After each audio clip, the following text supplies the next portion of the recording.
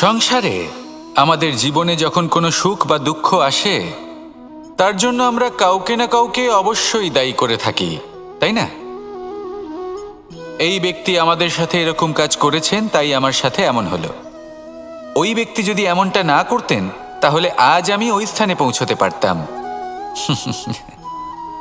সবই আপনার দৃষ্টিভঙ্গির ওপর নির্ভরশীল, আর যদি আপনার দৃষ্টিভঙ্গি এমন হয়, তাহলে তা অনুচিত।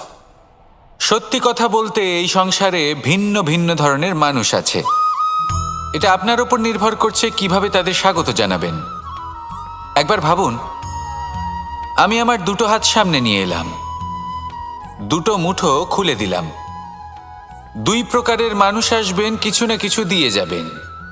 এই মুঠো যদি আমি বন্ধ করে দিই, তাহলে না কেউ আমাকে কিছু দিতে পারবে, না আমার কিছু যাবে আসবে।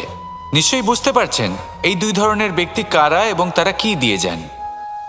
আমি যদি নিজের মুঠো খুলে দিই, তাহলে কিছু ভালো মানুষ আসবেন, আমাকে আনন্দ, সন্তুষ্টি, জ্ঞান প্রদান করে যাবেন, ভালো অভিজ্ঞতা দিয়ে যাবেন। কোনো খারাপ ব্যক্তি যদি আসেন, তাহলে তিনিও খারাপ অভিজ্ঞতা দেবেন, যার থেকে আমি শিক্ষা লাভ করব। এই সব কিছু আমি লাভ করতে পারি। মুঠো যদি বন্ধ করে রাখি, তাহলে আমি কিছুই পাবো না। দেখুন, এই সংসারে প্রত্যেকের জীবনে এইরকম। প্রত্যেকের জীবনে সবকিছুই আছে, ভালো খারাপ দুই মানুষই আছে। ভালো অভিজ্ঞতা আছে, খারাপ অভিজ্ঞতা আছে। নির্ভর করছে আপনার ওপর যে আপনি কি করবেন, এনাদের স্বাগত কিভাবে জানাবেন, কার থেকে কি বুঝবেন, কি শিখতে পারবেন, আর কোন দৃষ্টিভঙ্গি নিয়ে অগ্রসর হবেন। এটাই নির্ধারণ করবে যে আপনার জীবন কেমন হবে। আসুন আমার সাথে ভালোবেসে বলুন, রাধা রাধা। জীবনে যখন কোনো ব্যক্তি নিজের লক্ষ্য প্রাপ্তির জন্য নিরন্তর পরিশ্রম করতে থাকেন, চেষ্টা করতে থাকেন, তখন তিনি কষ্ট অনুভব করেন। কখনো শারীরিক কষ্ট, কখনো মানসিক কষ্ট। এবার উনি এটা ভাবতে থাকেন যে আমি কি উচিত করছি নাকি অনুচিত করছি। কারণ অন্যদিকে এমন একজন ব্যক্তিও আছেন যিনি একদমই পরিশ্রম, চেষ্টা করছেন না। তিনি মদিরা পান করেন, বিলাসিতায় জীবন কাটান, অলস প্রকৃতির হয়ে ওঠেন, নিদ্রাতে বিলীন হয়ে থাকেন আর ভাবেন যে তিনি সুখ লাভ করছেন। কিন্তু এরকম কেন হয়?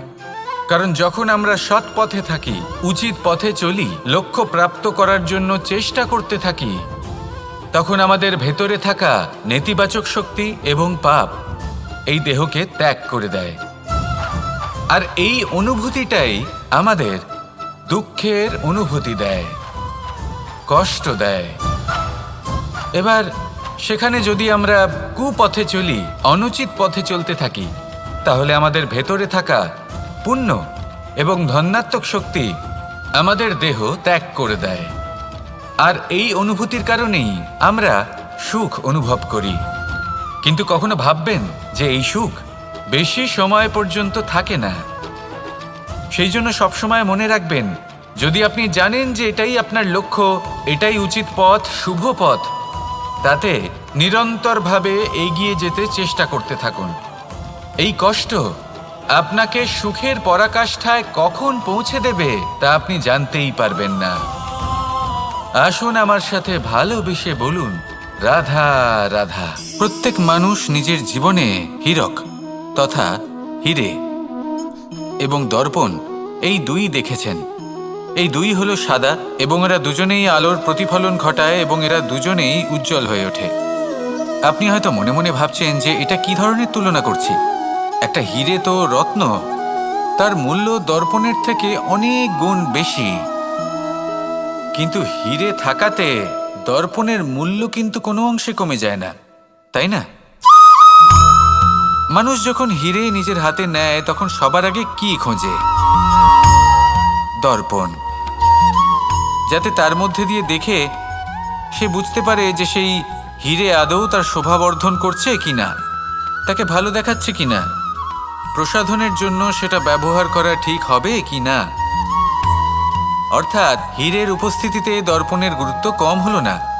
দর্পণের কারণে হীরের মূল্য বোঝা গেল। আমাদের জীবনেও ঠিক এরকমই ঘটে। আপনারা যদি সংসারে নিজের আশেপাশে দেখেন, এমন অনেক মানুষ দেখতে পাবেন যারা নিজেদের ক্ষেত্রে মহান স্থানে পৌঁছেছেন, নিপুণ এবং শ্রেষ্ঠ হয়েছেন।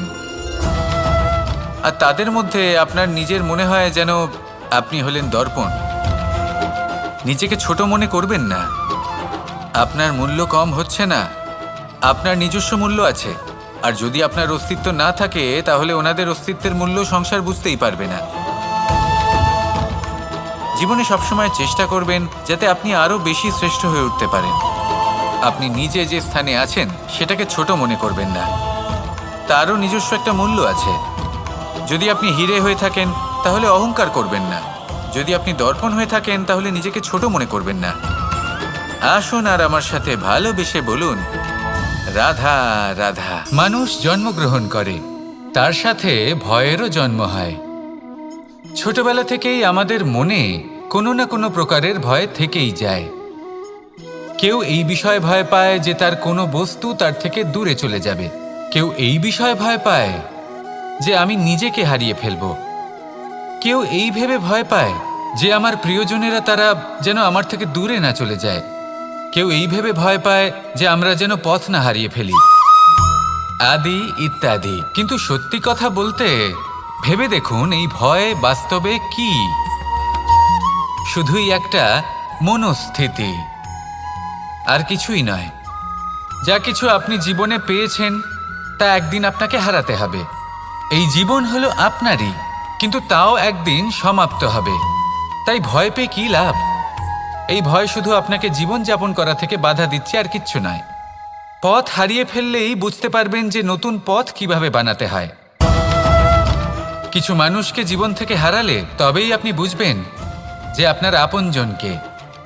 এই ভয়ের কারণে ভীত হয়ে থাকবেন না। এই তারা নক্ষত্র অন্ধকারের অভাবে গুরুত্ব হারায়।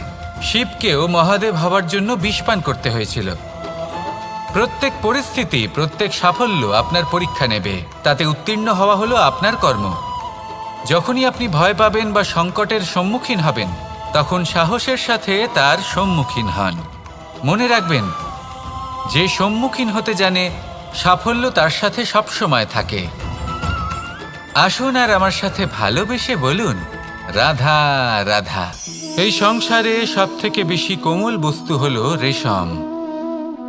এই রেশম এতটাই কোমল হয় যে এর পুরো একটা থান শুধুমাত্র একটা হাতে ধরা সম্ভব। কখনো ভেবে দেখেছেন এই রেশম কিভাবে হয়? একটি কীট তার লালার দ্বারা উৎপন্ন হয়।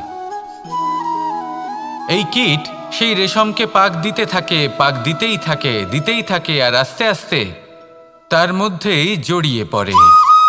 শেষে ওর এই সুন্দর অমূল্য সৃষ্টি রেশমের এই সুতো, তার নির্মাণ কার্য পূর্ণ হয়। কিন্তু তাতেই ও নিজে বন্দী হয়ে যায়। নিজেরই মায়াজালের এই বন্দী গৃহে নিজেই ফেঁসে যায়। এবার এই সুতোকে ব্যবহারযোগ্য করে তোলার জন্য এই কীটগুলিকে এই কবচের সাথেই ফুটন্ত জলে ফেলে দেওয়া হয়। এই সংসারে যদি আমাদের স্বপ্ন এই সংসারের দুঃখ হরণ করার জন্য, এই সংসারে সুখ বিতরণ করার জন্য হয়, তবেই আমাদের প্রগতি সম্ভব। যদি আমাদের এই স্বপ্ন শুধুই আমাদের এবং আমাদের স্বার্থ সিদ্ধির জন্য হয়, তাহলে এই স্বপ্ন আমাদের অন্ধ করে দেবে, আমাদের অন্ধকারের পথে নিয়ে যাবে, আর আমরাও সেই কীটের মতো হয়ে যাব। নিজেদেরই মায়াজালে আমরা নিজেই ফেঁসে যাব, আর শেষে আমরা যদি কিছু লাভ করি তা হবে একাকিত্ব, অন্ধকারময় মৃত্যু। তাই স্বপ্ন অবশ্যই দেখুন, কিন্তু এমনভাবে স্বপ্ন দেখবেন না যে তার এই বন্দিগৃহে আপনি নিজেই ফেঁসে গেলেন। স্বপ্ন দেখুন পরোপকারের, পরমার্থের, সবাইকে উদ্ধারের, অন্ধকারের নয়। তবেই কল্যাণ হবে, আর তবেই এই হৃদয় প্রসন্ন হয়ে বলবে, রাধা রাধা।